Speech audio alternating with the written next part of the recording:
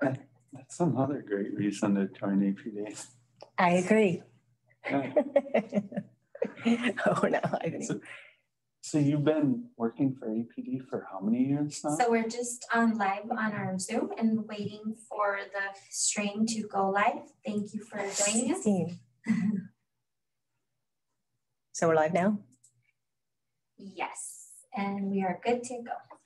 Okay. Hi, everyone. I'm Detective Michelle English with the Albuquerque Police Department Recruiting Unit.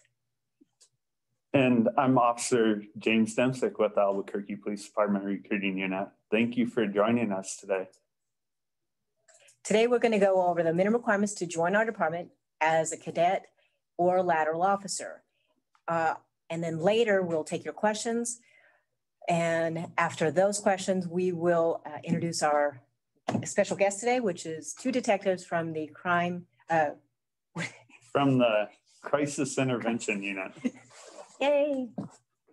All right, so we're going to go over the minimum requirements. So minimum requirements for a cadet, you must be 21 years of age by graduation of academy. So with that in mind, you're going to want to look at applying while you're 20, because as long as you are 21 years of age by the academy graduation, which is approximately 6 months long, you'll be good to go. The second thing, you must have a valid driver's license, and you must obtain a valid New Mexico driver's license within 30 days of hire. So if you're coming in from out of state, you have a valid license, that's fine. We just need to get you a New Mexico one prior to starting the academy. You also must be a U.S. citizen, and you must have a high school diploma or GED equivalent. For the lateral applicants, and first let me explain what a lateral applicant is. It is an officer who is with another agency and they are transferring or lateraling over to the Albuquerque Police Department. The minimum requirement for lateral applicants, if you are in state, you must be currently certified. If you are out of state applicant, you must be currently certified and have your certification recognized and approved by our New Mexico Department of Public Safety. Applicants must meet the New Mexico Department of Public Safety minimum standards prior to completing probation. And you must have successfully completed a APD lateral academy, which is about 6 to 9 weeks, and serve 1 year probationary period.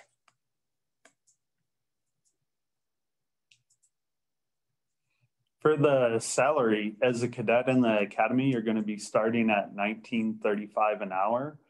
Upon graduating the academy, you're going to be a patrolman second class, where you're at $21.27 an hour for that first year while you're on your probationary period. And then after that, you're going to get bumped up to $29 an hour. And for the lateral applicants who have between 0 and 24 months of experience will start at $21.27 an hour. If you have more than 24 months of experience, you'll start out at $28 an hour. 1 year after you graduate, you'll start earning $29 an hour. Some additional benefits that the city of Albuquerque offers is medical, dental, and vision insurance. There's vacation and sick leave accrual. You get 11 paid holidays per year. You have a take-home vehicle as well, which is a great benefit because you're able to use that to go to and from work, to the gym, anything that may be necessary or relevant to your work. It's really a great savings. I know where I'm from in the Midwest, a lot of take-home cars are unheard of. So here at APD, we have take-home cars, and it's a great benefit. Another option that we have too is to be pre-hired. So if you complete the entire hiring process, you're through every step of the process, we have the potential to pre-hire you in a position, usually an administrative type position, where you start your salary as a cadet and you remain in that position until your academy starts. So I know it's very helpful for out-of-state applicants. If you're moving to New Mexico, from out of state, it's a really great thing to be able to take advantage of because it gets you a salary and a job while you're moving here, waiting for your academy to start. Another thing that we have is tuition reimbursement. And I don't know if you want to expand on that a little bit. Go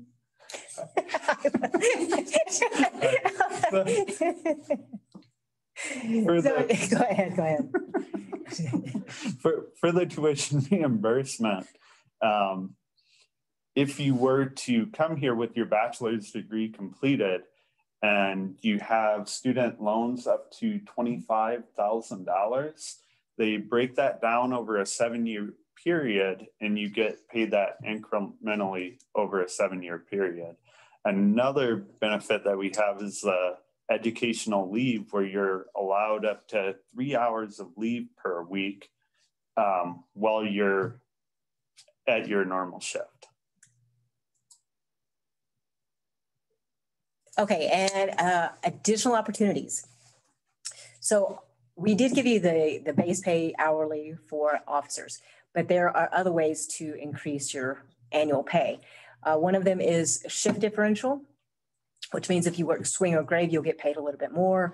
Swing is $300, grave is $600 annually.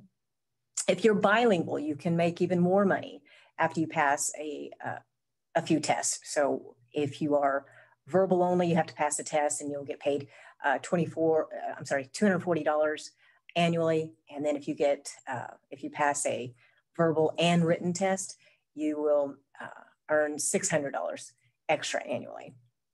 If you have your bachelor's, you'll get paid $1,620 annually more, and master's, $1,920 more a year. And if you have your doctorate, that's $2,219 extra annually. All City of Albuquerque police officers participate in PERA, which is a Public Employees Retirement Association. And you have to do a minimum of 25 years of service, but you have the opportunity to retire upwards of 90% of your pay, depending on how many years of service you complete. Something that I'd also like to add is we have a $5,000 hiring bonus right now, and that is for both cadets and lateral applicants. That bonus is paid incrementally. So there's 3 parts to it. The first installment is paid 4 weeks after your successful completion of the 4 weeks of the academy, and then another installment at graduation, and then another after you get off probation. So there are physical fitness requirements in order to get into the academy as a cadet. If you're a lateral applicant, this doesn't apply to you. But for the cadets, you're going to have to do a minimum of 15 push-ups in 1 minute. You're going to have to do a minimum of 27 sit-ups in a minute. And for the 1.5 mile run, you need to run it in 15 minutes and 14 seconds or less. And for the 300-meter sprint, you need to do that in 71 seconds or less. And something that we're doing right now at the academy, if you're unsure about your physical abilities or just have a few doubts about it because you haven't ran in quite a while, we offer what is called a no-score PT test. So you can come out to our academy where we could show you the proper form to do the push-ups and sit-ups in the academy. And then we'll go out to the track where we'll be able to run you through the 1.5 mile run as well as that 300-meter sprint. So it's a great way to gauge, am I ready for this? And what do I need to do to get ready? So one thing I want to say about that is because of COVID, we're not doing the PT test right now. We usually are doing it like 2 to 4 weeks before the next academy, which happens to be in December. So the reason we switched it a little bit, not only because of COVID, but we were losing good applicants because we would test them and they would fail the sit-ups by 1 or whatever it was. Then they would be out of the process. But the next academy isn't for several months. So what happens now is if you fail the PT then you still will be pushed on and take the written test. Well, when we start to do the PT.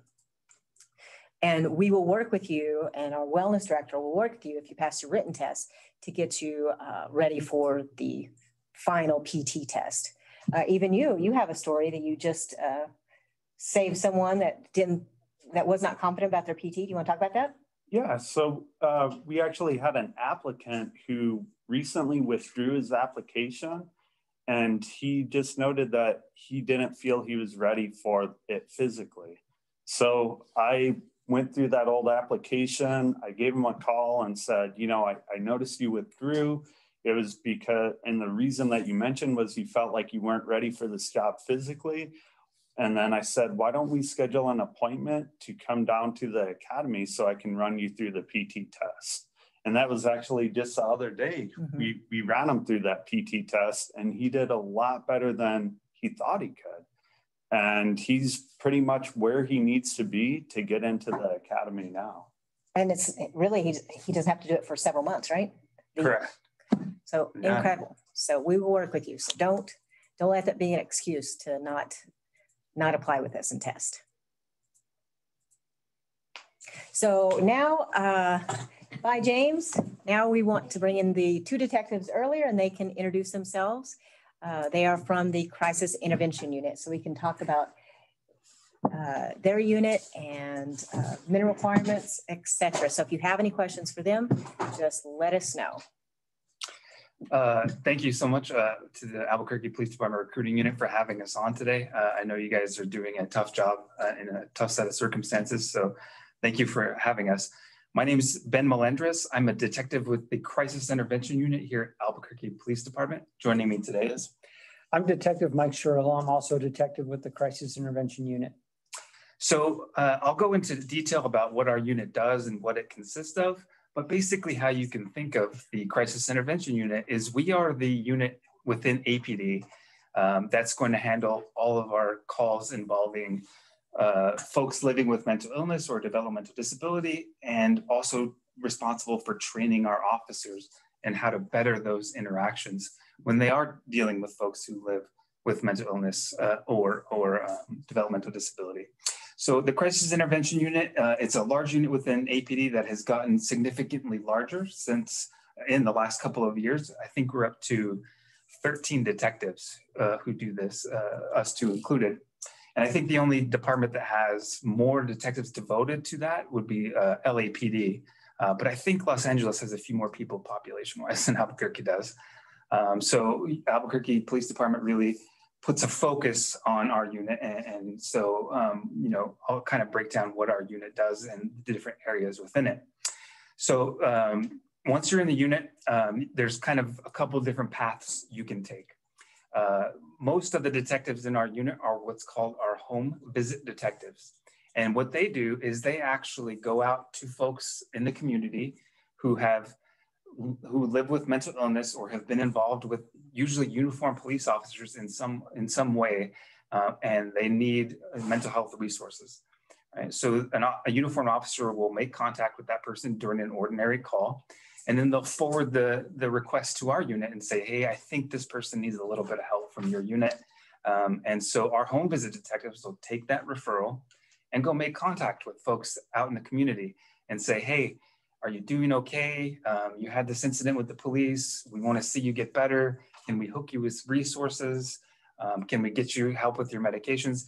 Anything that these detectives can do to help this individual, not be involved with uniformed police officers any longer is what we want to do. And one of the unique things about our unit in particular is we are really trying to divert people away from going to jail, right? We really want to find a different place for them that's better suited for them. And so we will work with folks to keep them out of jail, to keep them connected in our resource. So that's kind of the home visit part. There's also 4 of us detectives, myself included, which are called CIT coordinators. So we're responsible for writing and then conducting the training that our officers get. That's in the police academy all the way through an officer's career. Here at APD, officers get about 100 hours of mental health training, which is significantly above the standard across the nation, which is about 8. And so we write that training, we deliver it. We also are responsible for maintaining our CIT program. So we make contacts with our local hospitals or local mental health providers, and we want a good relationship between us and them, the police department and our local providers. We also have a civilian unit of the crisis intervention unit, which is called COAST. Those are 2 to 3 civilians who are experts in getting resources for people who are struggling. They can help with filing to get Social Security money. They can find folks places to stay. They can get bus passes. They can help with homelessness issues. They really are just experts about getting folks the resources they need, and they're a civilian unit that works within our department.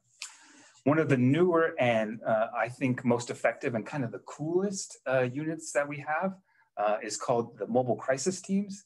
And we happen to have our first Mobile Crisis Team officer, who's now Detective Mike Shirillo. So I'll kind of let him go into that program a little bit. Yeah, so there's a push nationally to get clinicians, social workers, civilian professional behavioral health help to the crisis as it's happening. This is something that we've been doing at APD since the end of 2017. That's when we rolled out our first mobile crisis team, and we've grown that program since. So right now, APD has 4 mobile crisis teams, and we kind of joined forces with Bernalillo County, who has an additional 2 mobile crisis teams. And what makes a mobile crisis team is an ECIT officer who, basically an ECIT officer is an officer who has a desire to have a little more training and also to help voluntarily on behavioral health crisis calls. So we pair up one of these ECIT officers with an independently licensed clinician, and they are a team. They're partners for 40 hours a week. They share the same car. They will actually run lights and sirens to a crisis while it's happening. So our goal is to get that clinician face to face with someone who is in crisis and give them the best level of care they can get. Sometimes that care will come on the police side. Sometimes that will come on the clinician side. Whichever is the highest level of care we can provide, that's what we're going to bring to that individual in crisis.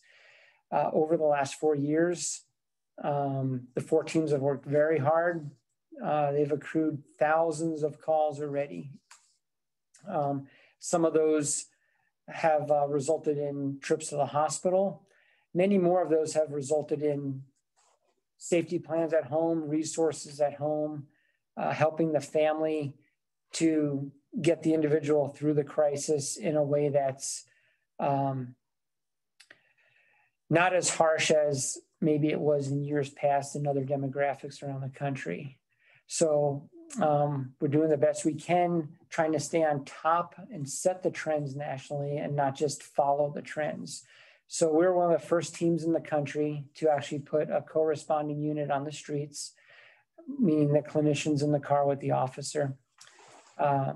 So that's where we're at with that program right now. If there's any questions, type them in, call them in. We can answer those. Okay, so it looks like we do have a question. What are the minimum requirements for your unit? Whoever wants to take that. So I think at the foundation, I think the minimum requirement is that as a police officer, you have to have sort of a passion to want to work with folks who live with mental illness, want to help them. I want to see them. They are a vulnerable population within Albuquerque, within our cities. So that would be the minimum requirement to start with. You got to have a passion for this kind of work. Other than that, you need to be what's called crisis intervention trained, which is a 40-hour class that currently all of our uniformed officers get, a 40-hour curriculum on mental health. You also need to have what's called enhanced CIT training, which is another 8-hour class every 2 years devoted to mental health topics. And so you need to be CIT certified, ECIT certified. And then if you're coming to the home visit side of things, that's where the requirements would stop. There's no time in service requirement other than you have to be off of your probationary period. But if you were to come to, say, my side, the CIT coordinators, because we do so much training, there is an additional requirement of being a basic certified instructor by the state of New Mexico. And so that's kind of the minimum requirements. We've had folks with just a few years on come and try out and be a detective with us. And then we've had folks that have been, like for me, I was a uniformed police officer for 14 years before I decided to come to the crisis intervention unit. So it's really about, having a passion for working with folks. And then you would test against all the other applicants. And then, one or two of those folks would get chosen to be a detective in our unit. And then for the mobile crisis teams, it's very similar. There is a testing process, an application process.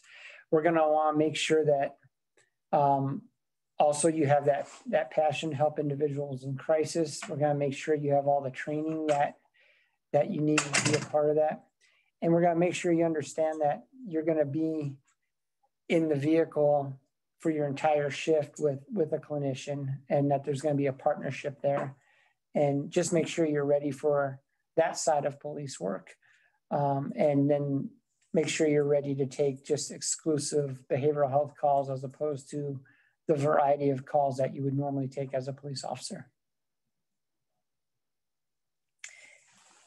So does your unit take volunteers? I know that you have a paid position, of course, and your clinicians are paid, of course, but there's someone that's asking a question of if you take volunteers.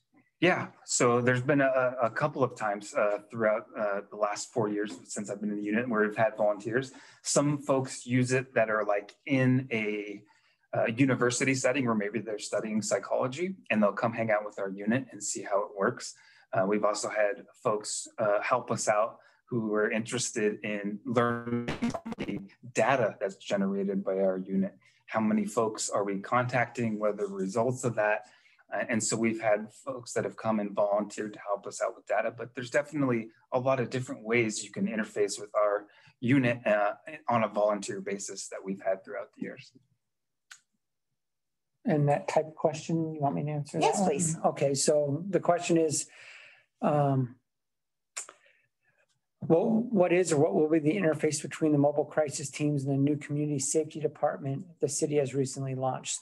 So that's a great question from someone who's been watching the news. The new civilian teams actually hit the street this week. So one of those teams includes a paramedic and a clinician. And we're trying to gear that response specifically for those calls that don't require a police presence. So we actually utilize them.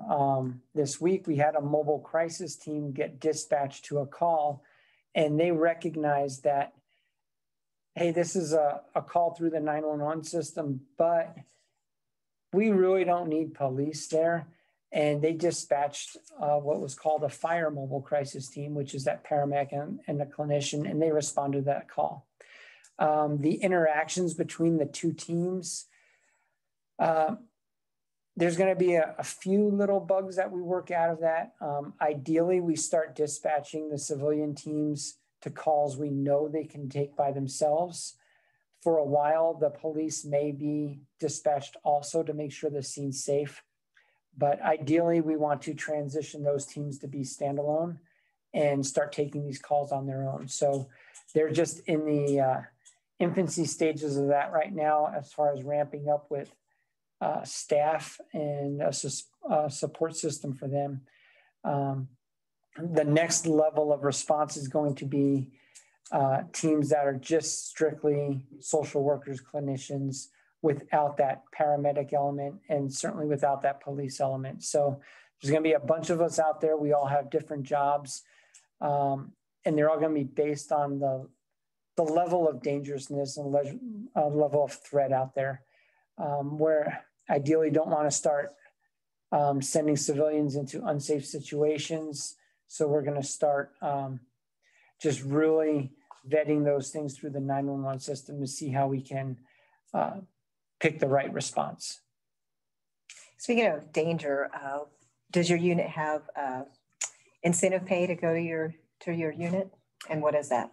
Yeah, so anybody who's ECIT, enhanced CIT certified through our program, which is currently is about 40% of our officers get, I think it's $50 a month in incentive pay, which adds up pretty quickly throughout the year.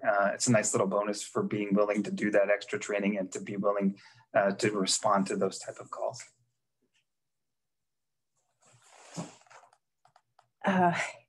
So I know I was a detective with crimes against children and child exploitation. I was on call. Is your unit on call or both your units on call? What's that like and how often? Yeah, so a crisis intervention unit detective is always on call. So if field units, uniformed police officers are in a situation where it maybe involves somebody who's living with mental illness and they're just not sure the right path to take, they can call the on-call detective. If we're having to actively negotiate with some people sometimes about if they're suicidal or because of their mental illness, they found themselves in a dangerous position. Again, there's an on-call detective available 24 hours, 7 days a week.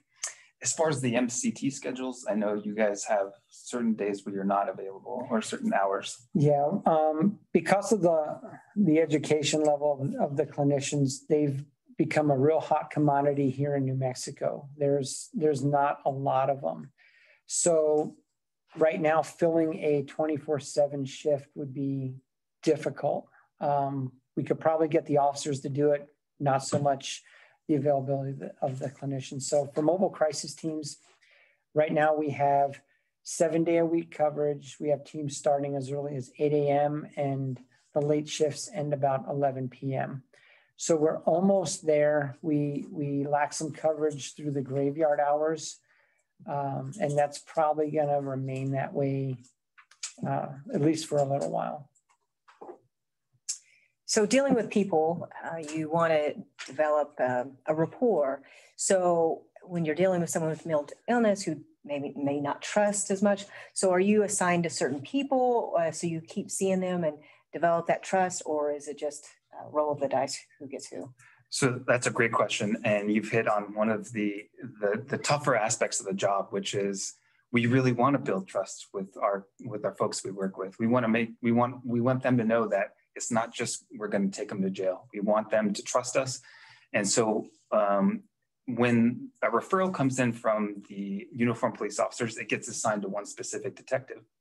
That detective will work with that individual throughout the entirety of that case. That could be something as simple as one visit, or we've had detectives that have followed folks in our community for years and years. Because again, we want them to see the same faces. We want them to get to know us. We want them to trust us. We even go as far as to, let's say we're working with somebody and they get arrested for committing a criminal offense and taken to MDC. Our detectives will go out to MDC and make contact with them and say, hey, we know you're in here. As soon as you get out, we want to meet with you. We want to figure out what we can do to keep you out of here or what needs to happen. Can we take care of something while you're here? Is there family to notify, pets to feed? And again, just making contact with them, even in an incarceration type setting, lets them know that we do care about their outcome. We do care about, keeping them out of an incarceration setting. And we want to help them accomplish that by making contact with them wherever they're at. Sometimes our job includes having to take people to the hospital to get a mental health evaluation. And sometimes those people get admitted to the hospital to get stabilized if they're in crisis. And our detectives will, of course, go out to whatever hospital system we're located and check on our folks that we work with. So yeah, there's a lot of trust involved there, and we want them to call. And we've had instances where folks living with serious mental illness trust us to a point where our detectives will get calls and somebody will say, I'm having a really rough time. I know I'm going to do something that's going to get me in trouble. Can you guys come pick me up? Which is just a really great testament to how well the program is working, where folks are aware enough and trust us enough to come head off possible spots where they can get themselves into trouble. So it seems like your unit is rewarding in several ways, but personally, if you would both answer this, but what is the most rewarding part of your job in this unit? So my role in the unit is a little different. I've had the privilege to be part of the mobile crisis team, which goes to the front side of the crisis. I've also been assigned cases under the home visit detective side of it. And then a good portion of my job is doing the training about the crisis. So I've been able to be in people's lives at all phases of it. And it's rewarding to be able to respond to someone in crisis and then follow that person through to completion, so to speak, to see them in better days, in periods of being well.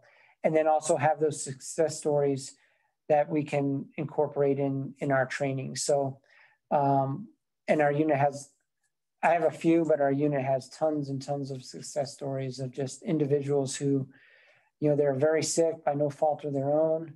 And we're able to get them help and keep them out of the criminal justice system and see them well again. And that's a very rewarding thing.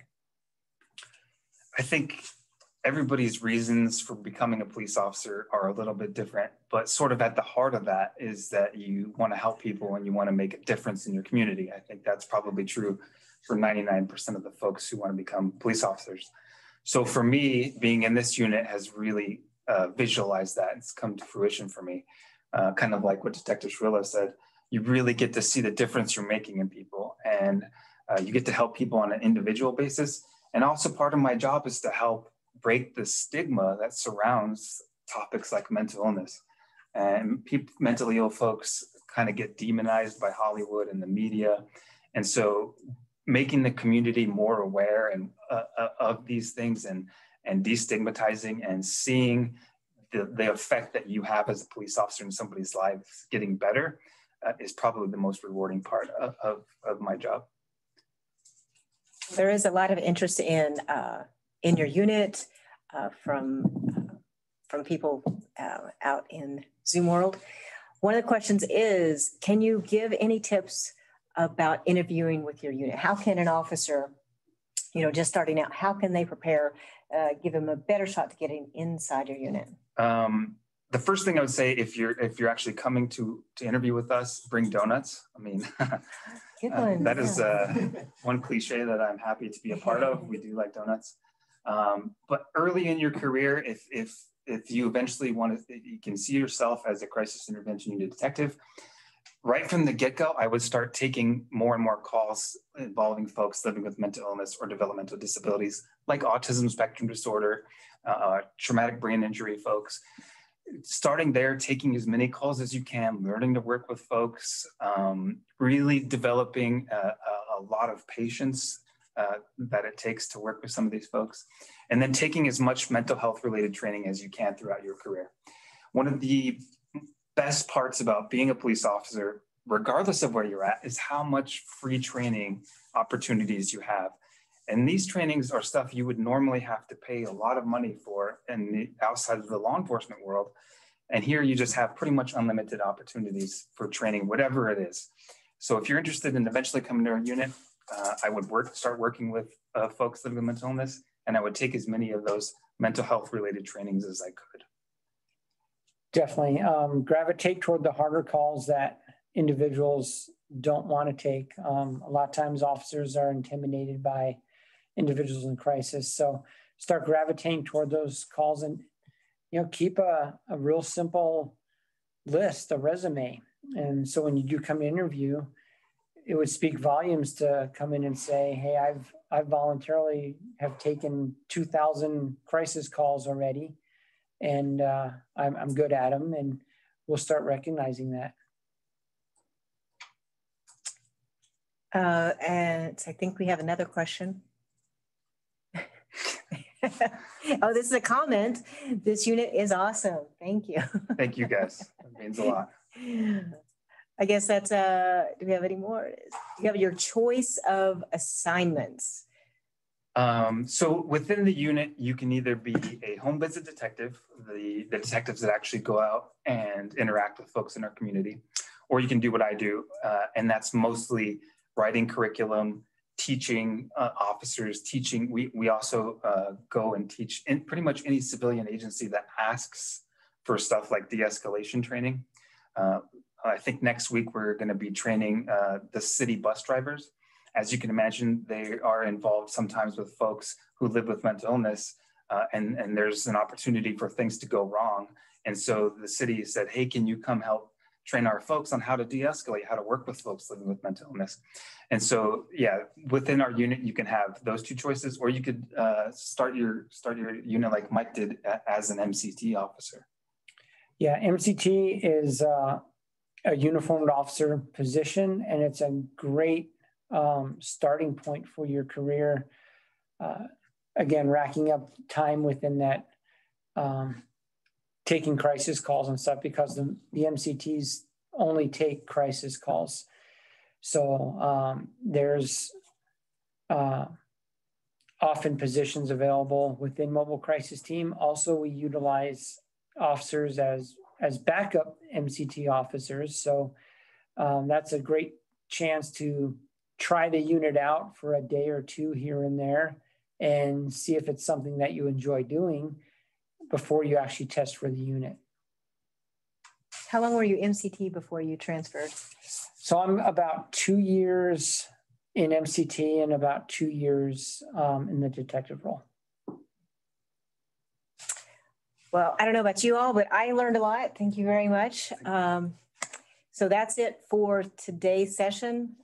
We will have another one in July. Thank you. Thanks, guys.